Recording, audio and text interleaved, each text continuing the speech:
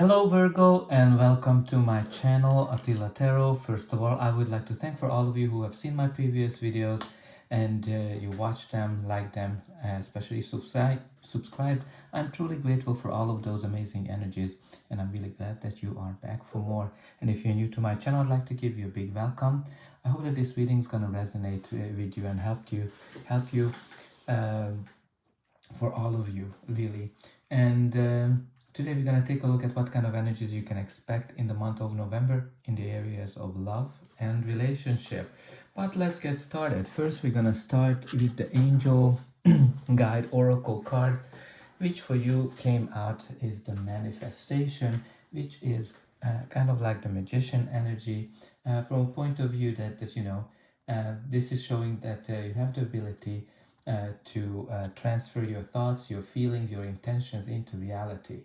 And it's kind of calling you that the energies are very important. It's very important that you're vibrating on a high frequency, because that's when you're able to get blessing, get miracles into your life. And this is kind of like showcasing that the angels, the universe is working with you, so you can bring something to fruition at this time, whether you're kind of trying to find a relationship, whether you want to have children, whether you want to improve your relationship, getting married, whatever your goal is from a relationship perspective. This is showcasing that blessing and positive events are happening around you and you are magnetizing even more blessing is into your world. It's a lovely energy. But again, you need to kind of make sure that you keep your vibrations on a high frequency and you are keep staying positive. At the center of your reading is the Ten of Pentacles. The Ten of Pentacles is a lovely energy because this is the card of long-term stability and abundance as well. So what this means from a relationship perspective, if you're single, there's definitely a long-term relationship is folding out for you. Maybe you recently met somebody or you're just about to meet somebody, but this is a lovely energy because it is an indication that you're gonna meet somebody who has the same values like you do. For some of you, it might be an indication that maybe your partner is richer than you are, or has a better financial situation than you. But in terms of an existing relationship, it is a great card to have because it is all about creating a legacy, all about starting a family. So it's a lovely energy in terms of a long-term relationship where things are stable, things are unfolding well. And again, this is kind of like when you're starting a family, you're starting a multiple generation as well. You're creating your legacy as well. So some of you, it might be that you're kind of thinking or expecting a child to have, but this is a great energy from a family perspective and long-term stability. The first card we have here is the Ace of Wands, which is great because this is indicating a new passionate beginning in your life. And this new passionate beginning can be different for everybody.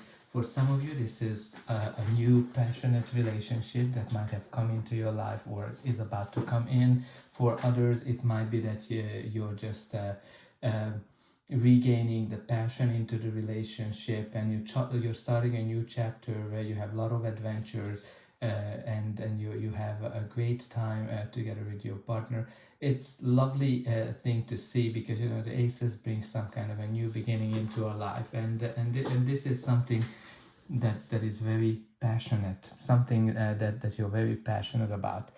Now the next we have here is the Lover's card, which is lovely because obviously this is the card of harmony, relationship, soulmate connection. If you're single, I think your soulmate is on their way to meet you, or if you're already in a relationship, it can be that you're already with your soulmate. And especially when we're kind of looking at the two cards of the Ten of Pentacles and the uh, and the lovers, they are a great indication for a long-term stable relationship. And this is the card of balance, harmony as well. So things are kind of gets into balance and harmony when this comes into your life. And the other kind of a very important aspect of this card is a decision. This is the card of a decision. Some of you might have to make a life-changing decision at this time. This can be about getting married, getting divorced, starting a relationship with somebody. It's a huge decision that you have to make. That's definitely impacting you on a long term. Now the next we have here is another decision card, which is the Two of Swords. The Two of Swords is kind of the card of indecisiveness. So some of you might be very indecisive about this decision, whatever you have to make, if that's the theme.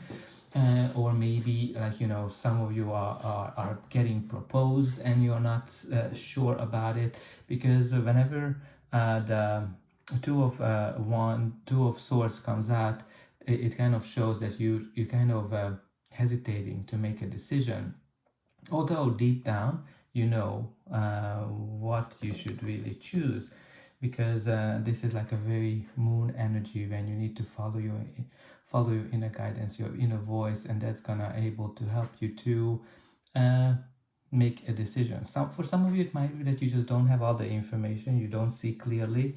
It can be also a card for some of you where maybe there has been some kind of a conflict, or you're kind of in a still stand of a conflict and you're not trying to take parts within this conflict. But let's see the next one. The next one is the Justice card. The Justice is the card of, again, balance, equal give and take. When you're kind of trying to create harmony, when you're trying to create balance your life, and have that equilibrium returning into it. So it's a lovely energy to have as well, because you kind of have two cards, both the Justice and the Lovers can indicate some kind of a balance returning. But it can be also a decision as well. Like the Justice can be a fair decision. So sometimes when the Justice comes up, it kind of calling you to be fair and honest about something. I'm not sure what that is, but it is also a card of a legal process. Maybe some of you are going through some kind of a legal process that's impacting your relationships. Because what's kind of interesting with the Ten of Pentacles, although this is not a money and finance reading, but the Ten of Pentacles can mean some kind of an inheritance as well. Or some kind of windfall over money, and the Justice is this legal process where you are awarded this windfall, this money. Maybe some of you are going through some kind of a divorce process. Some of you might having like a process about inheritance, where you kind of have but definitely there's some kind of a decision, a legal process for some of you that's impacting your relationship, and there's gonna bring money, stability of some sort. And the next we have here is the Eight of Wands. The Eight of Wands is the card of speedy movements. When things are speeding up in our life, it can be also a card of travel. Some of you might be flying somewhere. But it is also a card of messages. So the messages are kind of like, you know, maybe you're messaging with somebody, but if you're single, it can be that, you know, Cupid arrows are finding you and you're gonna be madly in love very soon, very fast. Even in an existing relationship, it can be an indication that things are speeding up, things are getting faster. Maybe, like, you know, the emotions are developing very fast, and that's kind of makes you a little bit indecisive, because like, oh my god, what is all these feelings, where are they coming from? But definitely there's some kind of speed up happening in your life, progress. You know, 8 of Wands is all about progress, positive progress. Also messages or documents, right? There might be some kind of a document for some of you that coming in. But let's see what's going to be the final outcome of this reading. But before that, please don't forget to like, share and subscribe, because that's an indication that the reading resonated with you. and for you it is only a push of a button. So I hope that you already pushed those like and subscribe buttons. And I'm always very happy to read what's going on in your life. What is this initial spark? What is the decision? Or what is this money or balance that's coming into your life? I'm very excited always to read those comments. So the next card we have here is the Seven of Pentacles. There's a lot of kind of money energy here, although this is a love and relationship. So the Seven of Pentacles is all about a couple of things. Let's start with the manifestation, because you know you have the manifestation card, and this is kind of like can indicate that your manifestations are coming true. Because the Seven of Pentacles, first of all, you kind of have this evaluation type of energy, where you're kind of taking into account that, okay, I put a lot of effort into something, and I'm kind of wondering, will I see the results that I'm hoping for? So let's say you're single, you've been going on dates, and you've been meeting people, and maybe none of them have been kind of interesting for you, and then you're kind of wondering, okay, when is it gonna happen? When is it gonna happen, right? So try to make sure that you're not impatient, because you know sometimes when we're impatient about our manifestation, that can actually push it further away. So try to be cool, calm, and collected whenever you're trying to manifest something. Now, if you are for some of you, it can be actually an indication that whatever you're trying to manifest is finally coming in, right? This can be something that you've been trying to achieve, whether it's a relationship, whether a change in the relationship, or some kind of an involvement of the relationship. This card can indicate that it's coming in. So make sure that you'll keep things positive, and it's gonna happen faster, right? We kind of talked about the Eight of Wands than you think. So the next we have here is the King of Wands energy. So the King of Wands is it can be a person or the energy of the card. It can be you or somebody you're dealing with. Now this is a leadership card, somebody who's very charismatic, somebody who is able to unite people behind his vision. He's kind of the fun, the sexy king.